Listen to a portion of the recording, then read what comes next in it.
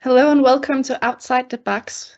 I'm Sarah, and I'm joined today by Samantha Sotto Yambao, who has written the amazing book, The Elsewhere Express, that we're going to be talking about today. I want to welcome everybody who is watching at home right now or in the future, as this will be recorded. I also want to give out the usual spoiler warning that we will be talking about the book in its entirety. So if you have not finished the book or read it and you want to remain spoiler free, then you can pause this or come back to it later. We'll still be here. And then you can have the full experience of reading this amazing book. You can also write your questions right now in the comments or on Instagram, and we will be asking Samantha those later. Samantha, first of all, I want to thank you for writing one of the most beautiful and thought-provoking books that I have read in a Oh, long time. oh, And I know we're thank you only in so March, much. but I know this book will stay with me for the rest of the year. It's reading it, it felt both like a hug and a mystery novel at the same time. So it was comforting and exciting at the same time, which was amazing. Oh, thank you. Thank you so much. I'm so happy you enjoyed it. I really, really did. And it of course, this is a beautiful version as well, but it's, Lovely, lovely addition. I adore it. yeah. And I felt the artist really captured the feel of the book. Absolutely, 100%. It's like the movie in my mind was brought to life in the art, and I was just so amazed by by the book. I couldn't when I got my copy, I couldn't stop staring at it. It was so it is so beautiful. It's displayed on my mantle at home Same. normally. Yeah. Place of honor. Yes. The idea for the Also Express, you said, came to you upon the Tokyo metro system. Yes, And yes. my first question is, do you think there's something about this specific metro line that lends to the beauty of the book? And would it have looked different if you were in London or Oh, the Frankfurt Underground? I think it's a really interesting question. Yeah, maybe because I feel very relaxed when I'm in Japan, so I don't feel like when I'm normally traveling in other countries where I have to feel guarded, like somebody might snatch my things while I'm on the train because it's happened, like, so you see somebody's hand trying to get your stuff. So in Japan, I think it was like a good mix of being with people, surrounded by people who I noticed, I was able to observe, their thoughts were elsewhere, but at the same time also being relaxed in that environment because I knew that, I was relatively safe, so I was able to let my mind wander as well. So, yeah, I think it was that combination of having that experience of being in a full train, but at the same time also being relaxed about it. So sort of being together but alone. Yes, exactly that feeling because the idea for the book, as you know, came from observing the people around me and noticing that even though the train was full, it actually was empty in the sense that their minds had wandered elsewhere elsewhere. So and that really was the seed for the book.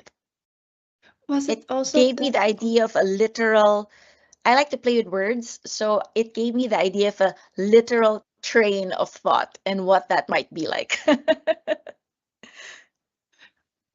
Yeah, I picked up on that as well, that it is a train of thoughts. The A train of thoughts thought. make the trains. Yeah. Yes, It's exactly. a great literary pun that is sort of Yeah, hidden in a very serious exactly, discussion. exactly. Yes. Um, this concept of being alone but together, did it also was it also the kernel that made Raya? Because she has spent her Mm, whole life being surrounded by other, but I get the sense that she's very alone. That yes, yes. I think that she is a person who has chosen to carry all this extra baggage by herself, even in the company of, friends and family. She chose this path of isolation almost as a self-imposed punishment for the guilt she was carrying over her brother's death. So even in, we see her in the opening pages of the book in a setting full of people, in her medical class, and even on the train, in the subway, and yet you get that sense that she is in her own world, like almost trapped in her own thoughts. So yeah, exactly that. Also, we talked about it in our book club a few weeks past. Oh, right. That Yeah, you had a she book club. that she does have a lot of trauma and a lot of sorrow regarding her brother and her family. But one of the Yes. most tragic losses she has had is the relationship with her parents. And she doesn't really realize, it seems, that she has actually lost her parents, because I didn't get the feeling that after her brother died, that they had anything more to do with her. It seemed like they just faded from her life after that. Was that a correct reading, or is it just that she became so isolated from the guilt? I think we're seeing things through her perspective. So from her perspective, yes, there was that distance from her parents. But I'm sure, there's always two sides of a story, right? We don't get to see the perspective of her parents. So they could have been reaching out to her, or they could have been, attempting to, through her guilt, give her some support. But this was the path that she chose. So she was looking at it really through her lens of guilt and almost this self-imposed distance. So yes, for her, definitely there was that distance with her parents, and yes, that is part of her tragedy. Like whether she was aware of it or not, she chose that path for herself, and that's how she wound up on the train. Before she winds up on the train and before Q winds up on the train, Mhm. there's this scene where Q is knocked over by a blue blur. Oh yes, Yeah, yes. and we were discussing, is this Raya knocking him over, or is it coincidence that they have Oh, actually met before going oh, on the okay. train? Well, now that you mentioned, I'd love. Oh yes, no, but Yeah. that would make me sound really clever. And now I'm so tempted to say yes. I thought of that all along, but no, that was an unrelated event. But now looking back, I should have done that. It's because one of the participants were like, oh, well, there was a really big focus on her back being blue, and then Blue, he's right? got Oh my knocked gosh, over by a blue blur, and right. That is so. and That would have been so clever. Now I have some regrets that I didn't you can think just about go it. back and fix it. I'll Other just go. authors does that, so you I'll pretend to be smarter than yeah, you make it sweet about that it was always meant to be like right. that. And now it'll be a canon event. But I think the reason why it came up is also because we have this theme of brief encounters changing the direction of your life. It's Absolutely. seen, first of all, it's seen in the nurse Mary Beth, who sings a song to a premature Raya Child. that Yes. becomes her mantra throughout her Yes. life. This, Yes. as it is here, live, Breathe. breathe, be. Yes. And she's only in this infant's life for a brief moment, and the infant Right. might even be aware of it, but it makes Right. such a huge impact. Yes. Do you have any thoughts about brief encounters in your life that might have changed the direction you had? Absolutely. I feel like um, the impact of an encounter isn't measured by the length of time that you've been exposed to people. It's like a word can be said in passing, and that could have a positive or even negative effect on your life. And I carry some of those words with me, both good and bad. And for the bad, I've taken those words as challenges for myself. And I can say that it's helped push me, to be a better person, or to, in fact, prove that person wrong. Um, so good or bad, I actually believe that every person that we encounter has some meaning in our life that we may not recognize it immediately, but later on that actually might, be revealed to you somehow. So I don't believe in coincidences or chance encounters. I feel like there's, yeah, I know it might sound crazy, but I really feel that we're drawn to each other as human beings and we're in each other's orbits for a reason, but that reason may not be evident immediately. I think that's a very poetic way of viewing life, and also Mm, a way of encouraging kindness to all the people you meet. absolutely. Because Absolutely. if Because they're affecting you, you will also affect them, and you would rather be a positive exactly, account. Yeah. exactly. I strive, I mean, even if you're having a bad day, I think kindness goes a long, long way, that simple act, because you don't know. I remember she wasn't my boss, but I remember somebody telling me about a boss that she had, um, and she was working for this person, and this person said, her boss said, she never wanted to send her employees home like feeling less than they felt when they arrived at work, because they would have to return to their families and live their lives.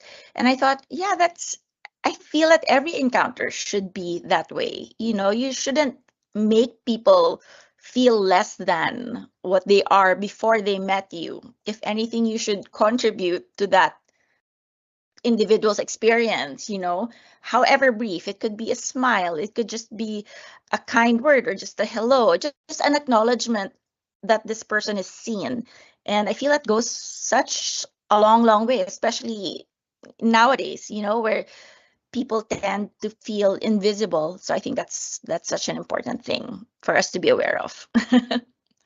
Yeah, so that when we board the train, our baggage is more positive than Mm-hmm. negative. Mm-hmm. And I think Exactly.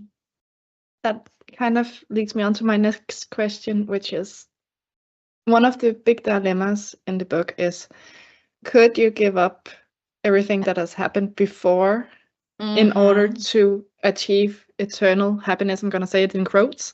Yes. Um, because, yes, you can get relief from the negative things, all the bad thoughts, all that has happened to you that makes you sad, Right. but you also have to give up everything that has made you happy. And could you do that? Could you make the choice Q really wants to make? Or are you more, I feel that everything, like you won't see the light unless there's dark. You know what I mean? They have to exist together. mm, So you won't appreciate how happy you were if you never knew what sadness was, right? So, and I feel that even sadness plays a role in our lives. Like every sad thing or seemingly bad thing that comes into our life, that's a lesson for us to learn from. So while it's tempting, I mean, I would definitely be tempted to, leave the bad behind sometimes, because sometimes things feel so overwhelming that, you're willing to forget everything, including the good, just to get away from the bad. But I think ultimately we are the sum of our experiences, and those experiences are good and bad, and that's what makes us who we are. and the moment you've taken your choice and chosen to forget, you forget the reason why you took the choice in the first place. Exactly, exactly. Then you just be more lost. But you have also written this really beautiful backdoor for people who have chosen to release all their baggage in the perfumery of Manon, which I thought Mm, was brilliant because it's a place whose projects typically are meant to mimic or deceive or conceal. But on the train, it is the one place you can come for the truth. So perfume isn't roses, but it smells like yes, roses. But on the train, that is where you get the truth. yes, exactly. How did this car come to be? Okay. I remember reading this line a long, long time ago, and it said, the body remembers what the mind forgets. So I always felt that the sense, play a huge part in triggering our memory. So I've always wanted to have the opportunity to play around with that concept and translate it in a very literal way. So that was the seed for the perfumery and Manon. So I thought that, yeah, I mean, when we smell something or any of our senses, in fact, it's not just encountering that sense, but it's so linked to everything that we've experienced up to that point. So it's like we can't smell coffee and just think about coffee. You know what I mean? It's like it recreates so many other experiences in our head. So, and I found that as a writer, that was a positive challenge for me because you can't smell what I'm writing, right? You can't smell those things. But so I really said, oh, how can I bring sense to life in that sense? And how would it make sense in the context of this book? So for me, that was one of my favorite train cars to create, because I felt that it just served the story so well, but was also a good challenge as a writer. I can see that, and it's also perhaps the opportunity to actually first shatter the illusion that everything might not be As okay. it seems. Yeah. We get a sense that there is a before, but we're not really shown much of the before. But is Rasmus the first conductor? First ever conductor? Yeah, or did he learn all these rules from someone else who has since been forgotten? It's more the latter, yeah. So he's not the very first, but he is, I would say, in a long line of conductors. Because I feel like, not everybody will stay on the train forever, or be in a specific role on the train forever, because they're all on their own journey, even though they're on the same train. And so roles shift, the passengers, change in a way. So I imagine that Rasmus was not the first conductor. So he learned this from somebody else. And is it just gonna be a mystery forever?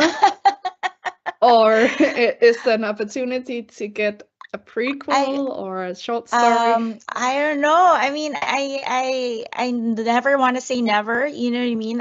I feel like Q and Raya's story specifically has been told, but there's so many other characters in the book and so many carriages and worlds. Like, I will, like, if an idea comes up, why not? You know? If the train of thought pulls into the Yeah, station, you might get exactly. on again. Exactly, exactly. If it comes by my station again, yeah, why not? Why not? I feel like there's still so much to explore. In fact, because of the whole thing being about thoughts, it's literally limitless, So who knows? And we talked briefly about Q, but Mhm. he seems not misplaced, because I think he could have been happy on the train if he had been Mhm. boarded alone. But he Yes. does seem to be the opposite of Rhea's story. Yes. How did he came to be? Okay. Well, exactly that, because I almost need I everything in the on most of the story takes place in the course of one night, right? And so I felt like, in order to be able to get the character development that I wanted to get out of Raya, I almost needed someone who had the exact opposite experience of her on the train. So in that way, they could have a dialogue and they could both grow together.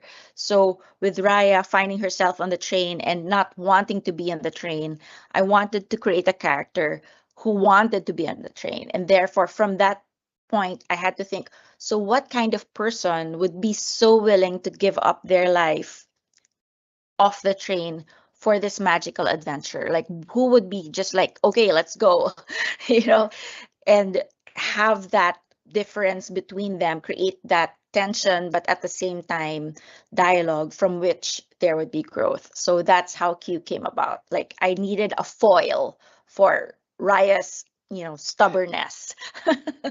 Someone who'd almost like want to, pull her and like, come on, let's go, let's see, let's open your eyes. So that's Yeah. how that character came about. Someone to say, think about it from another perspective. You don't have to be stuck in your train of thought. You can Yes. perhaps change the Exactly. direction. Exactly. Like, Yeah. you're not strapped to your seat. You're free to move around. And we talked briefly about like he would be happy on the train. And now comes the big question I had when I read the question is the book. Are the passengers truly happy or are they just content? Because that's not necessarily the same.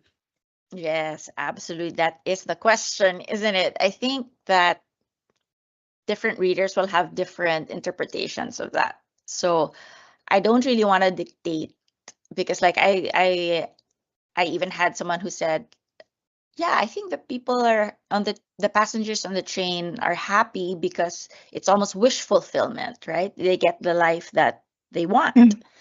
But another reader will say, yeah, no, the train is not something you're meant to be on forever, like it serves a purpose, but it's not forever. So I think I'll leave that up to the reader to decide, because I really believe a book will meet you where you're at, and I can only write it, but it's up to the reader to live And in it's it such and interpret it.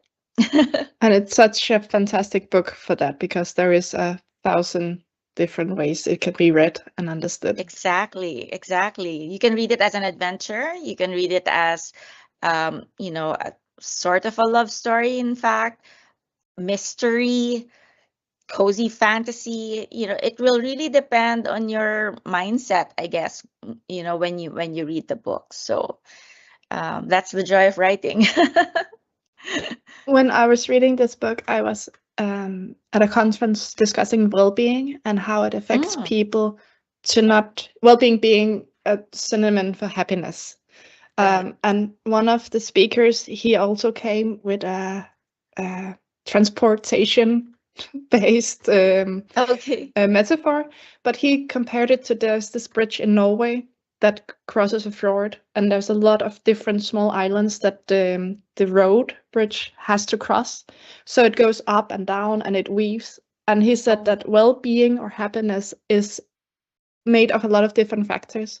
So you need first of all nature to have created the fjord that you need to cross, and then you need a society that can build the bridge. You can't build the bridge by yourself, but then you also need a car that you can drive yourself, because if you're in the passenger seat you will be scared that you're going to go over, or you can't control the speed. So happiness is being on the bridge that is created in part by others, but having control to control the speed. And I felt I love while reading that. this book and then hearing this talk, I felt like it was kind of the same kernel, that Yes, yes. I you couldn't be agree. happy on the train without the train, but you still needed to make a choice to Mm-hmm. stay and find your place. Mm-hmm. Absolutely. I think a person, I will say that, I think I did mention it also in the book. It's like, if you don't master your thoughts will master you. And I think that is at the essence of well-being as well. Like, you can't be on a runaway train in the same way he was talking about a car as a metaphor, right? You can't be just carried off, like, and fall off this bridge or off of that car. You have to have that sense of mindfulness and, control in that sense. You can't be a victim of your own thoughts. Yeah, we also see that in oh sorry, what's her name? The first iteration of Raya. The other Sorry, Lily. Lily. Yeah, Yes, yes, she chooses not to deal with her own trauma and her own guilt, yes, and let them control her, which exactly. makes way for this this stowaway. Yeah, exactly. And that's a very literal manifestation of your thoughts mastering you. Did did you know from the beginning that the stowaway would be linked to Raya, or was it when you were writing? Was it a question? Is it Q? Is it Raya? Who? What? Oh no, Oh, I knew from the beginning that it was her, but I didn't want readers to know that from the beginning. I wanted it to be a bit of a bit ambiguous, like, oh, is it or could it be, have those question marks. But for me, yes, I knew from the beginning that that's how they were connected. and we obviously see that the latest edition is not happy, and I don't Mm-hmm. think Lily is really happy on the train either. But are there some versions of Raya who actually achieved Oh happiness? yeah. And I think in Raya's case, she really would have to let go of her guilt to be truly happy. So any version of her that wasn't willing to do that would never find happiness on the train, regardless of what role she was playing on the train. Like for as long as she was clinging on to that baggage and not opening her eyes to why she was there on the train, then I don't think any version of her would be happy. no. Quite sad. Yeah, but that is also the sense that I got, that it was never meant to be her. It was always meant to be an opportunity for Q, Yeah. It's and like it I just don't think she never could have, worked out. yeah. Yeah. I think like for her, her place wasn't really there. For her, it's an experience she needed to go through, but like her happiness could not be found there because her issue is that she wasn't confronting her guilt. She was pushing it to the back, almost, you know, using it as punishment for herself. So for me, it was essential for her to let go of that, to find true happiness and well-being. And I honestly hope that we got two different endings, but I hope she was able to find happiness and Yes, calm in both of them. yeah. E- Well, that's Even my if wish one of too. them, even if Yeah, one of that them that was a little more sad. I feel it's interesting because the that ending actually changed, because we were able to get a sensitivity reader, who was also visually impaired, because we needed that perspective, and I really felt that it was important, because I'm obviously not visually impaired, and we needed that to make sure that I was treating this condition with as much respect and authenticity as possible. And the authenticity reader gave such good feedback, particularly in the end, because her feedback made me change the ending. In the first draft, when Q is reunited with Raya in the end, he can see. And the sensitivity reader was the one who pointed out that sight, or the return of your senses, shouldn't be a reward. And I was like, oh my gosh, I didn't even think of it that way. But yeah, obviously it would read as that if I gave him back his sight after going through this adventure. And then I said, yeah, of course not, because the whole point of his journey is realizing that he's not any less of a human being without that sight, so that he is still himself. Like he can still contribute, he can still create art in his own way, he can still experience life but in a different way through his other senses. So I felt that was such a huge contribution to the book, and I'm just forever grateful for that feedback. Yeah, because as much as Rhea was on a journey to accept her trauma, Yeah. he also He had needed. to exactly. Yeah. So I'm glad I'm glad for that feedback, and I'm glad I changed the ending, because I like, oh yeah, that was the point. That was the whole point of his journey. And I'm like, oh yeah. And sometimes when you're so close to a story, you can be blind to those things, then just Yeah. be so focused on seeing things from your perspective, right? And it's like, oh yeah, of course, like it made me take a step back and see, yeah, this is Q's journey, and this is how he gets, his character development. Yeah. I think it's chance encounters. I know you didn't believe it, but it is such a brief comment could change the story and the ending. Absolutely, right. Exactly. I'm like, oh yeah. It would be such a different book, I feel it. I think people would come away from it feeling very differently if Q had kept his sight. Yeah. It's like it would leave I you with a very different feeling. I And think so too. yeah, it's just small change, but it changes the whole story, his story. Samantha, thank you for answering my questions. Now we're gonna be joined by one of our subscribers, Okay, Robin. great.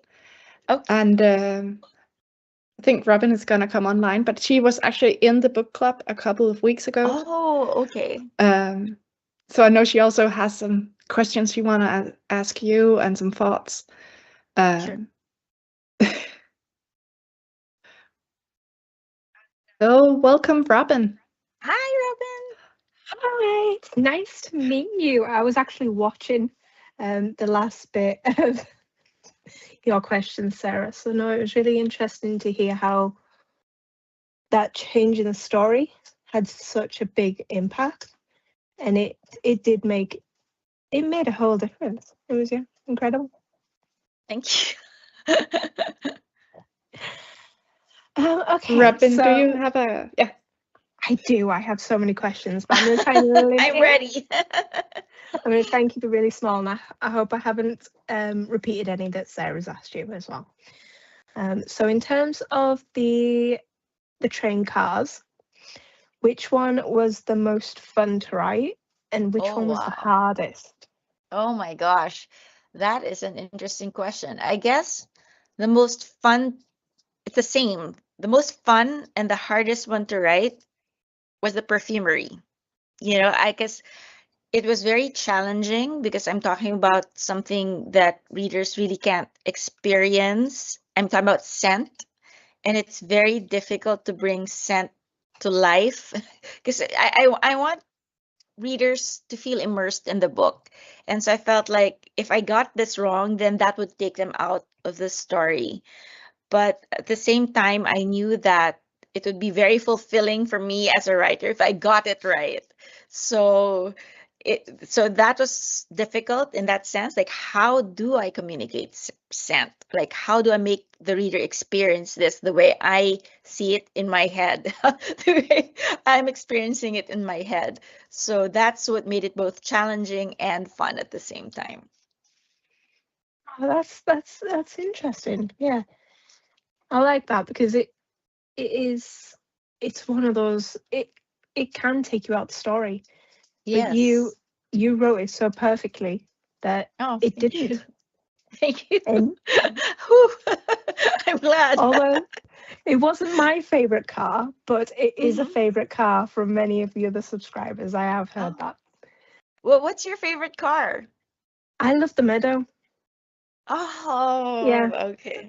I like big, wide open spaces. So the meadow Oh, car was the one that really connected with me. So that's wonderful. Oh, that's great. yeah, I I liked liked writing it. that too, because that was really her first encounter with the train. Yeah. So there were cameos of my dogs there. So, my husky and my golden retriever, because I have four, so they made a cameo there in the meadow. And that's I why I had love to that. save them in the end, you know. There was no way I was gonna leave them in the meadow when things were going wrong. 'Cause they're Implanting real. stakes. Yes, high stakes for me. Oh, I love that. Next question. Trying to think now. If you could spend one day inside the Express without Oh my- consequences, what would you do first? Oh my gosh, that is so interesting. Because I've thought a lot about, because I had a book talk recently and they said, why do they never really eat the food on the train? I'm like, oh yeah. And so I talk a lot about the food, but I don't really describe. I mean, they don't really eat it a lot. Like they're sipping tea and things like that. I mean, they jump into stew, but no one's actually eating a lot of food. But there is so much food, like in the dining car, right? In the Dragonfly. So for me, I felt like, oh yeah, that's such a missed opportunity. I would like to try the food at the Dragonfly. So I think the closest we get is jumping in.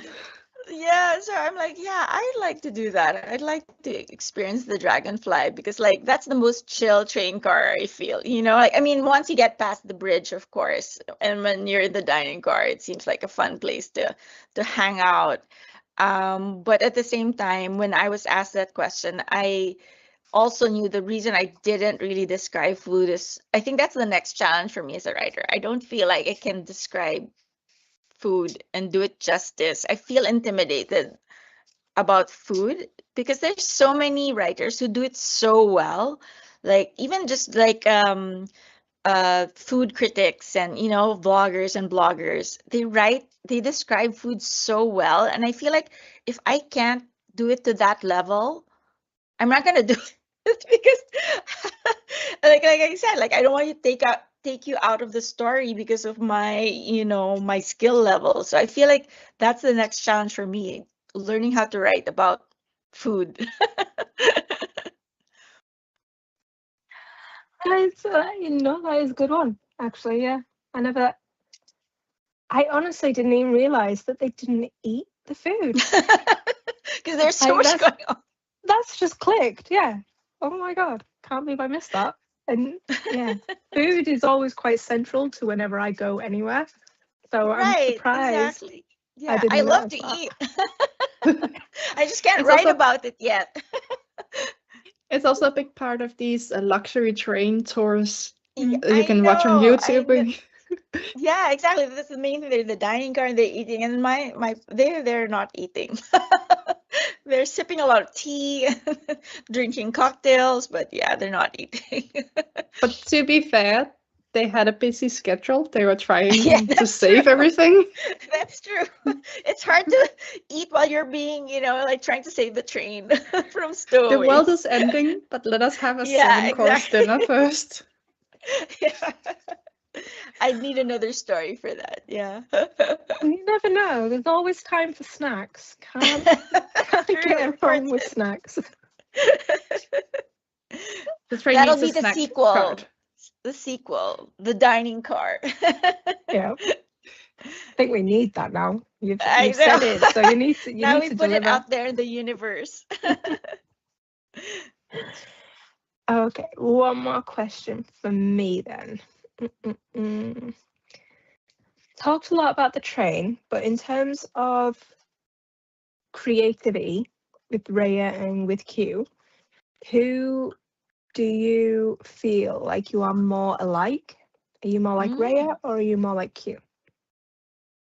Oh, that's so. I think I'd be a mix, actually. You know, thankfully I don't have like the trauma of Raya, but at the same time, I do share her sense of like if I do have a problem, I'd rather go it alone. You know, I feel like I internalize a lot of things, and before I ask for anybody's help, I mean, it would take a lot before I ask for anybody's help. You know, and then but at the same time with Q, I do feel a lot of empathy for him as a creative person. So I can relate to that. Like even my journey as a writer, when I thought my career was ending, I think a lot of what Q experiences is kind of drawing from that, my own experience, of something ending and having to leave that part of yourself behind. I think it comes from that. But I've only thought of that now that you've asked. You know what I mean? I didn't set a so I feel like, oh yeah. So I didn't do that with that in the front of my mind. But now that you're asking me to reflect on it, like yeah, I can relate to that because I was so close to quitting this business. Like if it Watermoon, like the book I'd written before the Elsewhere Express, was supposed to be my last book, and I felt like if that didn't work out, then I probably would be doing something different. So in that sense, yeah, I can totally relate to Q. Well, now I have to ask, because you Okay. kind of led me up to it. So if you weren't a writer and if you weren't an author, what do you think you would be doing? Okay, well, as a little kid, I wanted to be an archaeologist, right? I just I could not get enough of watching all those like documentaries about Egypt and things like that. I just love the idea of like unearthing something and brushing away the dust and discovering things like that. And then you grow up and realize, no, you can't be an archaeologist. So um so prior to being a writer, like for 10 odd years or so, I was in marketing, doing fun things like selling soap and detergent and feminine napkins and things like that. So, and at one point in my life, I had opened an ice cream shop. So I feel like if I wasn't a writer, probably that I would have stuck to my corporate career because it was like tried and tested and it was good to me. So I probably would have just continued to do that maybe. Yeah. Or my ice cream shop because that was fun too. Could the sequel about the dining car, could it just be the ice cream car? Because then you Ice have cream experience. I will jot that down right now. Just be the ice cream car. The ice Oh, cream yeah. car. Yeah, with different toppings. You can have chocolate, you can have I sprinkles. know. I see a brand collab. Yeah. I see it almost as Charlie and the Chocolate Factory, Mm. that it is not a car where you sit and eat ice cream. It is a car where everything is made of ice cream. Oh my God. I think I would get so fat writing that book. Research. That would be the best research ever. But imagine That if the is true. fruit on the trees is just the ice cream flavored with that fruit. It would be I know. Oh, It's funny because the ice cream shop that we used to own, the tagline was like, if you can dream it, we can ice cream it. So I think, there's something there. I think we're moving over to an essay kind of text now. I If it know. becomes too bibliographical. I love that though. I don't think I've got any more questions. I think you answered mine. Okay. But thank you so much for being here, Robin. Thank you. Thank you. You can hang around if you want to. You can hang around. I If have another a question pops in your head. Never know. I do have a question for Instagram that I think is kind of in the vein of your dreams to be an archaeologist as a child. Because it's what inspired you to write this myth of the Elsewhere Express. Is it myths or religion or something cultural that has yeah. No, I wouldn't say no, nothing cultural or even in myths. But I guess it's just the universal experience of trying to find your purpose. I think whatever culture, whatever country you're from, everybody has that question, asks themselves that question at some point in their life, right? So, like when I did start thinking about this train where thoughts, floated off to or wandered off to, I then started to think about the next question, which was, so what keeps you in your seat? Like after your mind wanders, what brings you back to your seat? And I thought, oh, it's real life, right? It's you have to get back to the real world and go about your business. And so then I started to think, what would be the opposite of that? What would make people, like, would it be possible if your thoughts wandered too far? Would you float away? Why would you float away? And then that made me think that, okay, maybe what anchors you in place to your life and to the seat on this train is your sense of purpose because it has weight. And that's where the whole idea of this train, of thought and the search for purpose came from. Yeah. Did I sound like a crazy person there? No, but it is Yeah, kind of so the quest for something better, um, yeah. and deciding for yourself what is the better for me. Yeah, exactly. And I think that's such a universal thing. Like, anyone, anywhere goes through that at some point in their life. And I also think I wrote it came those thoughts were like at the surface of my mind because when I was writing that, like both my kids were in college and I always would get calls like, Mom, am I doing am I in the right course? What am I to do? All those questions. And I was like, okay, I think this was my way of processing that. Like I don't have the answers, but I have questions.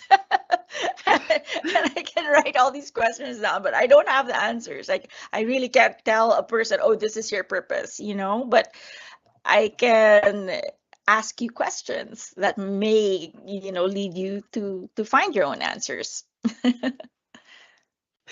And I think that's the better way of doing it, so that people can rest in their choices. Yes, exactly. I think your purpose changes as well. It Absolutely. evolves and it adapts and it flows because someone's purpose in their 20s can be very different to their Absolutely. 40s. Yes, spot And we on. change with it. Spot on. Yeah.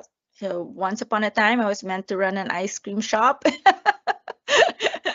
And I was Now you're meant to meant to write write about about one.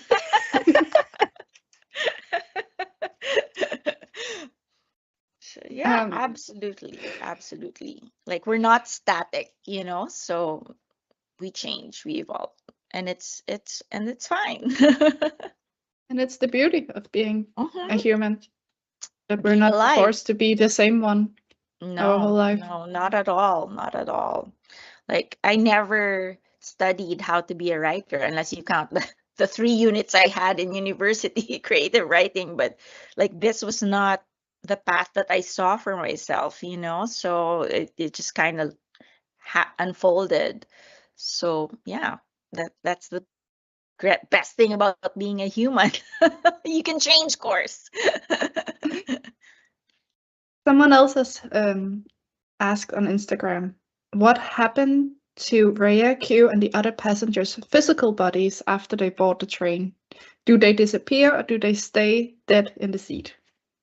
Oh, okay. So I think of this as like almost things that happen simultaneously, like different dimensions. So no time could have actually transpired where their bodies are. So they're in that moment, like it could be the longest 1 second, because like we see with Raya when she gets off the train, she's returned to the moment that she left it, as if no time had passed. So that's how I imagine it to be. So time is moving on in the train, but time is moving differently where their bodies were. So they're almost at that fixed point where nothing changes and then everything changes. And that's why they can also return when they get off Yes, yes, the train. yes, yeah. I'm such a fan of Doctor Who, so I think that explains a lot about many of my books. I love timey-wimey things. That's actually one of my questions then, because is it time travel in the end? Does she see the future, the present, where Q has already passed, and then travel back on the train to go back in time, or is it two different universes? Yeah, because in the train, right, you can go through, like as I said, you can go through the same day twice. You can go through Tuesday twice, right? So I would say that in the end, it's like she got a chance to redo that day. Like it's a do-over for her and for Q. So is that time travel? When you call that time travel? It's almost like you get a reset. Yeah. Yeah. Because it was I wasn't worried because there were more pages left of the book. But I was a little bit worried. There's still a chance. There's still a chapter. Yes. Something can happen. There's hope. There's hope.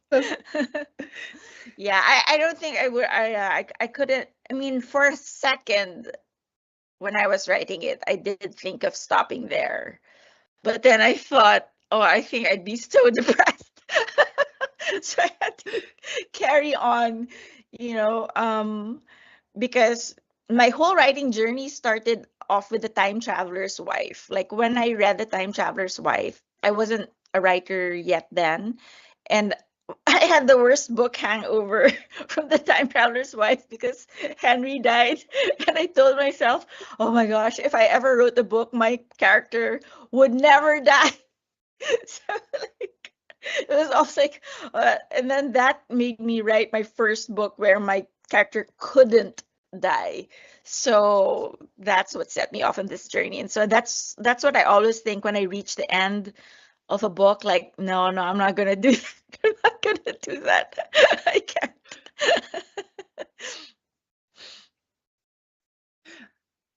Thank you, then. We have time for a last question from the chat, which is, does your book share a universe? Because obviously the Elsewhere Express only takes a second, so it could be a part. Yeah, all my books share a universe. All from there. In fact, my first book, Before Ever After, and my second book, Love and Gravity, I did write. Once upon a time, there was a crossover chapter that lived on my website, but I changed my website and now it's gone. But there was actually a crossover chapter where, because my second book is about Isaac Newton, a young Isaac Newton, and then my first chapter is about my first book was about an immortal man. So there was a crossover where they got to meet each other, like it happens like in between the books. So yeah, I imagine that all my books live in the same universe, which is in my head. The universe of my head. If we have time for another question, speaking of in your head, when you first imagined the Elsewhere Express, did it begin as a magical train, or was it more a metaphor or something more emotional? I think the start of it was like it was a magical train, but I didn't know what was in it and what its purpose was yet. I just liked the idea of a train made of thought. That was it. A train made of thought. And then at one point, it almost became a ship made of thought. I think I posted it on Instagram when I was brainstorming. Like at one point, I was like, oh, should it be a train or should it be a ship? I was thinking, it was morphing into things. And then, yeah, I settled back on the idea of it being a train. But then I had to expand the concept. Like, yeah, so what if it's a train of thought? What are you supposed to do on this train? And then it evolved from there. So, yeah, so it was the concept of the magic that came first. Okay. No, I like that. The last question we can there's time for today is what's next? Oh, I know it's not gonna be the ice cream short story. But what can we expect from you? Yeah, as a so my second next book place? is coming out summer next year, so summer 2027. It's called The Night Movers Disappearing Service. People can read a blurb. I pinned it to my Instagram page, so they can read about what it's all about there. So it's also another world inspired by Japan, because I had read about night moving services there. And a night moving service is a service that people hire if you want to disappear from your life. So they will pack you up, set you up with a new identity, rent an apartment for you, and spirit you away in the middle of the night. So I took that idea and I said, oh, what if it's a service for like forgotten gods and ghosts and other supernatural beings who want to leave our reality and need to be, they're almost like refugees, right? Because no one believes in them anymore. And who would be the person running this night moving service? So again, the product, a touch of insanity there. I think both the real life concept and your book concept sounds so interesting. I think after this I'm gonna read up on the real one, because for that to be feasible in the 21st century is blowing my mind, that you can actually disappear. Yeah. I saw it as one of those, like those YouTube shorts that just pop up. And I saw that and I said, that's an interesting story. How can I tell this story in my own way? And that was how that story started. So I'm so excited about that. Like, I finished writing it. I'm just waiting for my editorial letter to come so that we can polish it up and then get it ready for readers. I'm gonna put a note in my calendar right away that I need to pre-order that as soon as I can. Yeah. Thank you so much. I think that will also answer a question about that book. Is another book that happens in the same universe as a book that I've already written. So I won't say any more than that.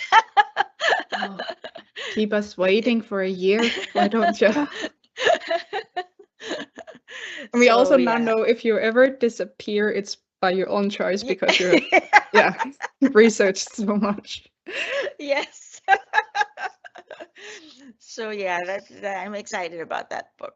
So people, I think, will recognize some characters in that book.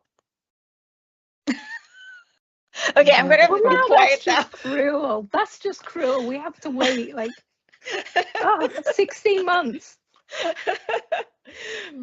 So yeah, I'm just be quiet. We can read Water Moon and your other books. Yeah, only backlist is coming out in mid-year, so they can read 4 books that are coming out. 4 or 5 books that are coming out in July, I think. Yeah, July, August. So we have something to hold us over. Yeah. Samantha and Robin, I want to thank you so much for being here with me today. I had a blast talking to both of you. Fun too. And if anyone still haven't gotten the book in a box edition of the Elsewhere Express, it's available on our website, so you can still get this gorgeous copy. Until then, we'll just have to wait until July to get the next things. But thank you so much for you again, and thank you to everybody who's been watching. I hope you have a great evening or morning for me, evening for you. Thanks for having me. Thank you so much. It was great meeting both of you. Thank you, Sam. It was lovely meeting you too. All right. Bye. Bye-bye. Bye. And we're offline. There we go.